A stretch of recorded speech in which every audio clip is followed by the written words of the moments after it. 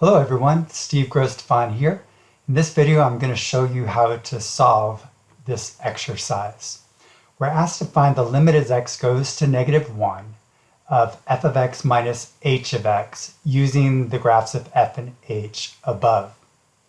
Now it's tempting to use the difference rule for limits, but in this case we can see that the limit as x approaches -1 does not exist for f, and the limit as x goes to -1 for h also does not exist because we've got different limits from the left and the right. Unfortunately, the difference rule for limits only works if both of the limits exist.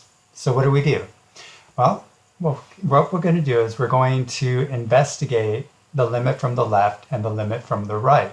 If they're both the same, then the limit exists. If not, then they don't. So let's go ahead and get started. And we'll start with the limit from the left. So the limit as x goes to -1 from the left of f of x minus h of x is equal to, and now in this case, we see that the limit to the left of -1 for f is 2. The limit from the left of -1 for h is +1. Both those limits exist, so we can use the difference rule for limits. So we have the limit as x approaches -1 from the left of f of x minus the limit as x goes to -1 from the left of h of x. So from the left of -1, we see that f is approaching 2. And from the left of -1, h is approaching +1.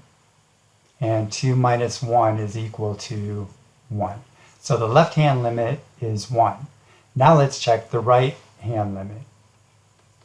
The limit as x approaches -1 from the right of f of x minus h of x is equal to the limit as x approaches -1 from the right of f of x minus the limit as x approaches -1 from the right of h of x.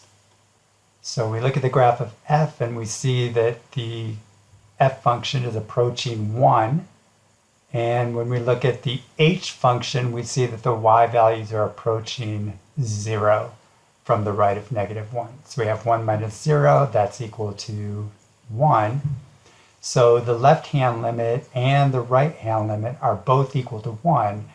Therefore, the correct answer is that the limit does exist and that limit is equal to 1.